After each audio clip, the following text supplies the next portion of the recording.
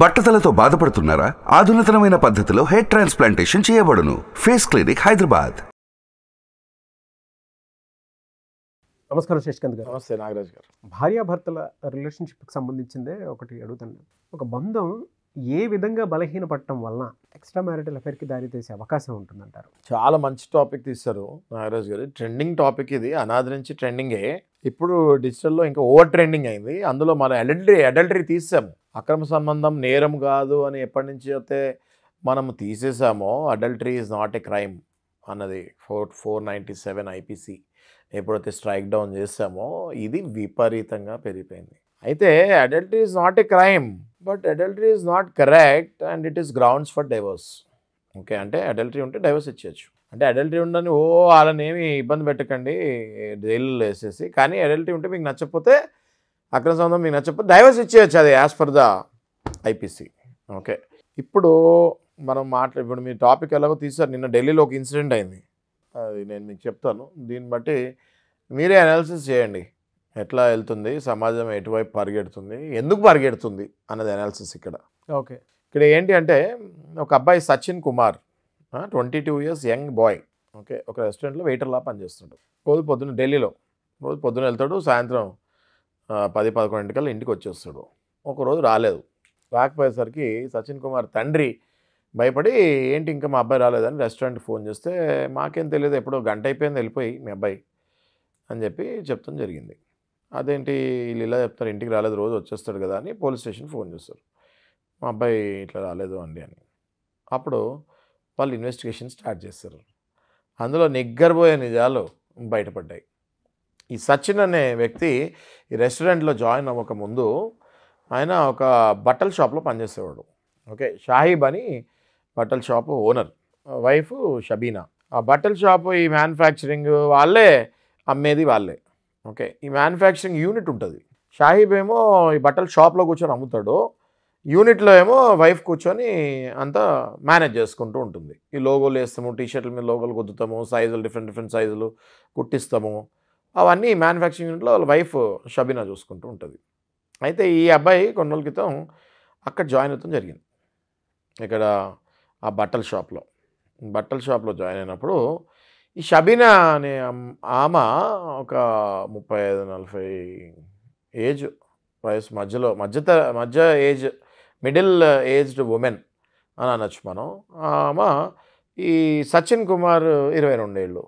ఆ అబ్బాయి మీద ఈమె మనసు పారేసుకుంటుంది జరిగి స్లోగా ఈ అబ్బాయి పని కూడా బాగా చేస్తాడు. సచిన్ కుమార్ అనేవాడు టీషర్ట్స్ మీద లోగోస్ కానివ్వండి, లేకపోతే వర్కింగ్ అవర్స్ ఎక్కువ కానివ్వండి, వర్క్ కూడా బాగా చేస్తానికి అన్ని రకాలుగా ఈమె ఇంప్రెస్ అయింది వాడి మీద. ఓకే, ఇంప్రెస్ అయ్యి ఆ జీతం పెంచుతాము, ప్లస్ అడ్వాన్స్ ఇప్పిస్తాము, అకౌంటెంట్తో మాట్లాడి ₹1,00,000 ఏదో అడ్వాన్స్ ఇప్పించారని కూడా మనం వింటున్నాము రిపోర్ట్స్లో. ఓకే, ఒక 1 lakh అడ్వాన్స్ ఇప్పించేసరికి వాడు చాలా హ్యాపీ అయిపోతాడు కదా. చిన్నపిల్లోడు 22 ఇయర్స్. ప్రలోభాలకి భంగపడి ఈ అబ్బాయి కూడా ముగ్గులోకి దిగుతుంది జరిగింది.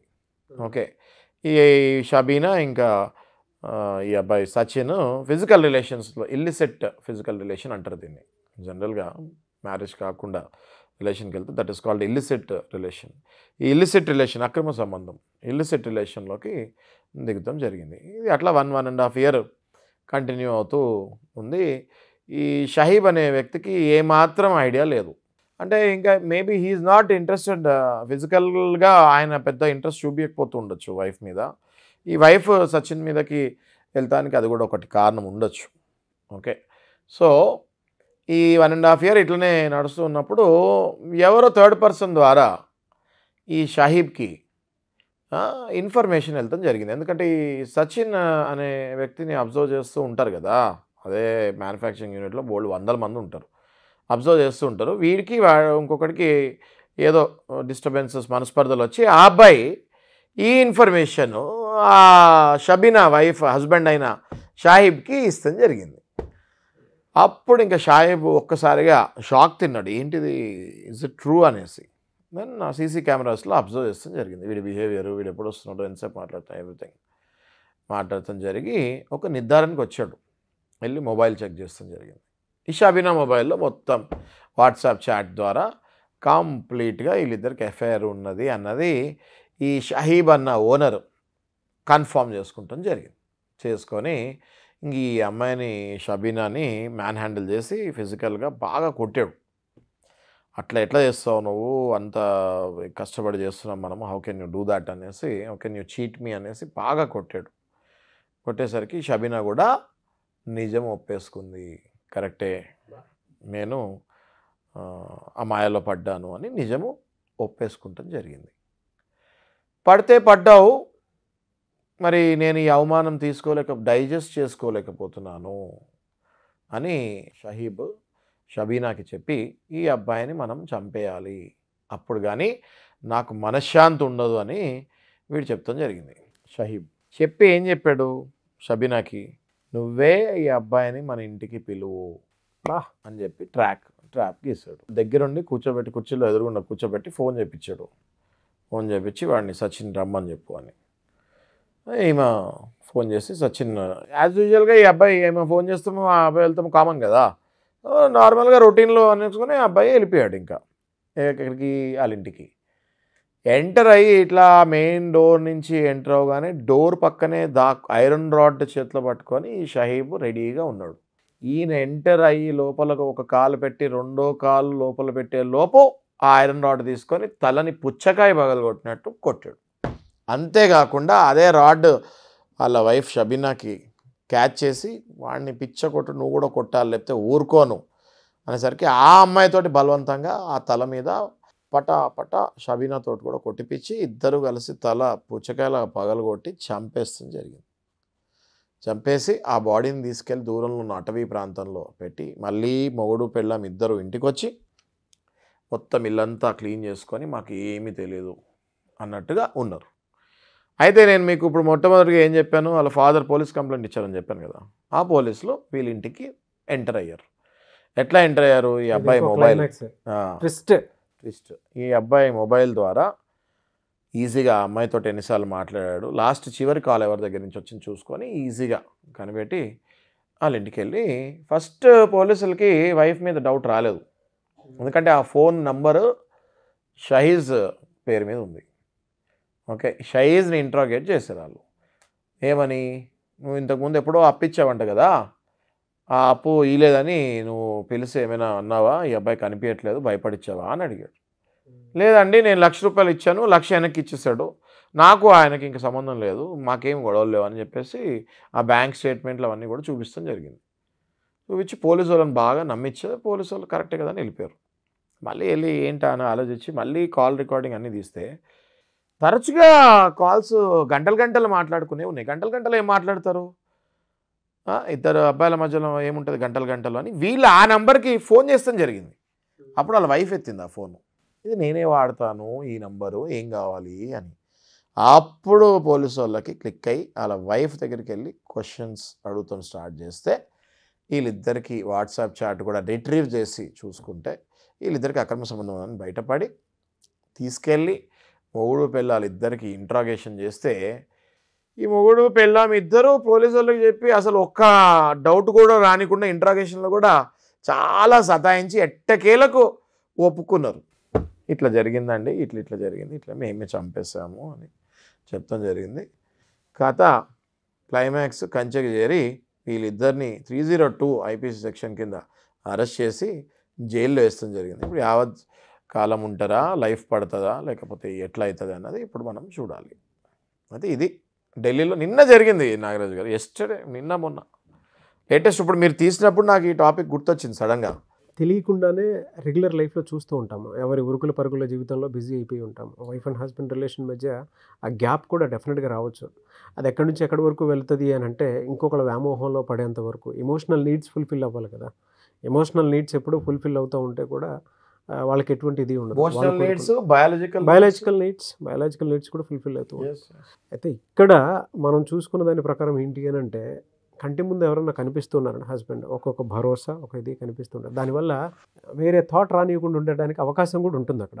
సెకండ్ది, పిల్లాడు వెనకెంత ఆస్తుంది, వీళ్ళే ఓనర్స్ ఇలా ఉన్నారు కాబట్టి ఇతను కూడా వెంటనే ఎక్స్‌ప్లాయిటేషన్‌లోకి దిగిపోవడానికి ఆస్కారం కూడా చాలా ఎక్కువ ఉంది. అంటే కొంతమంది కావాలని యంగ్ బాయ్స్ ట్రాప్ చేస్తున్నారు. ఆ ట్రాప్‌లో చాలామంది ఉంటూ ఉంటారు. మీరు 1, 2 సార్లు వీడియో చూసిన తర్వాత అర్థం చేసుకోండి.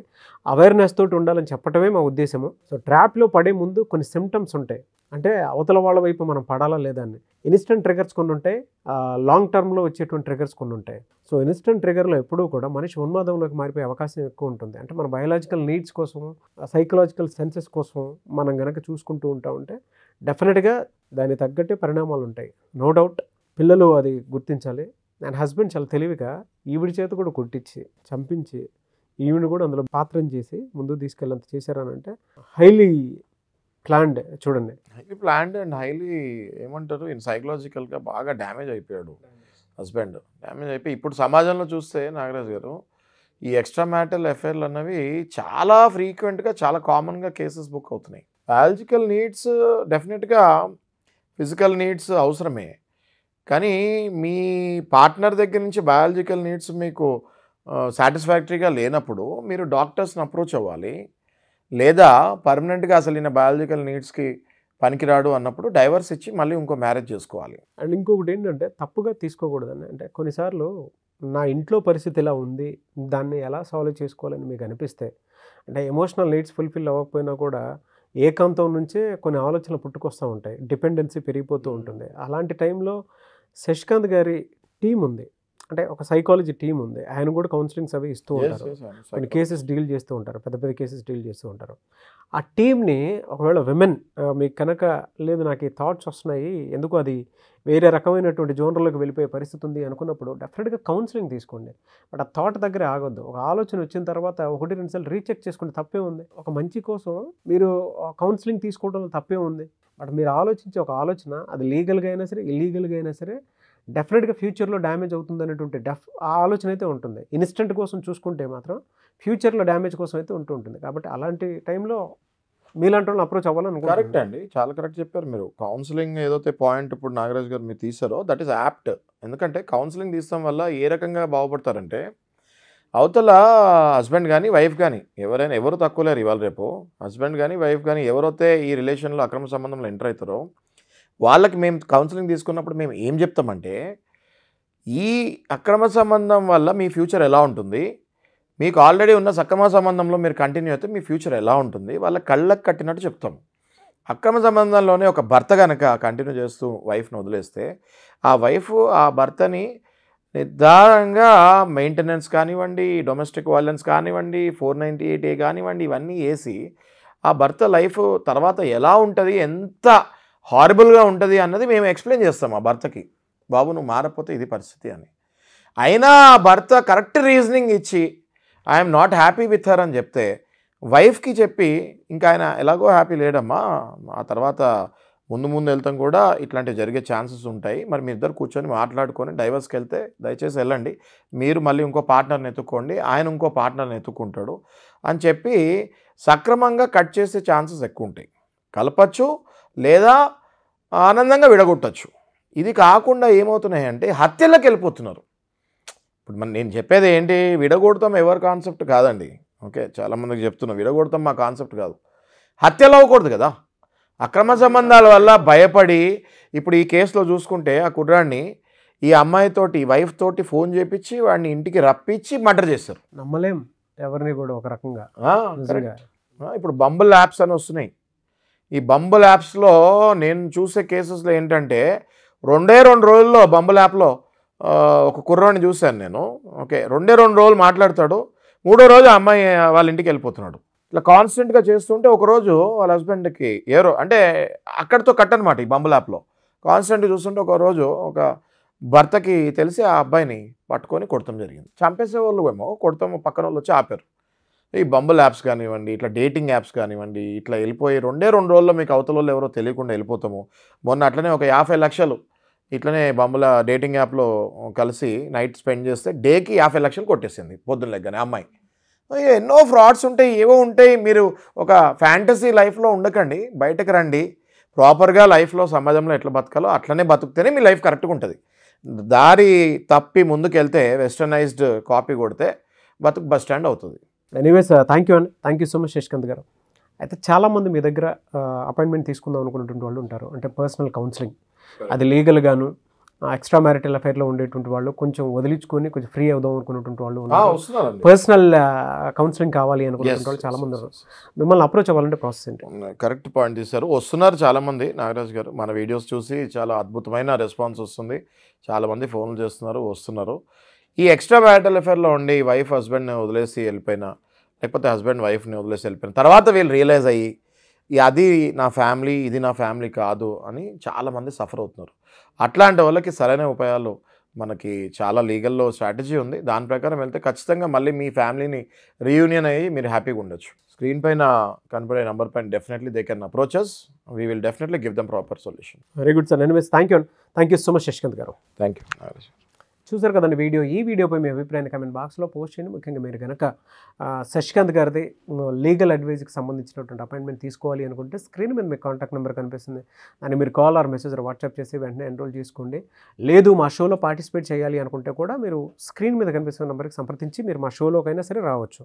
అంటే మీకుండేటువంటి బాధలు ఏవైతే ఉంటాయో మీరు చెప్పుకుని దాని నుంచి బయటపడాలి అనుకున్నటువంటి ఎవరైనా సరే ఆ విధంగా అప్రోచ్ అయినా సరే డెఫినెట్గా మేము కన్సిడర్ చేస్తాము. ఆ విధంగానే సరే మీరు రావచ్చు. అండ్ ఈ వీడియో లైక్ చేయండి, షేర్ మాత్రం తప్పకుండా చేయండి. ఇలాంటి మరిన్ని వీడియోస్ కోసం మా ఛానల్ ఫాలో అవ్వండి. Thank you. సుమన్ టీవీలో మీ పర్సనల్ అండ్ బిజినెస్ ప్రమోషన్స్ కోసం కింది నెంబర్కి కాంటాక్ట్ చేయండి.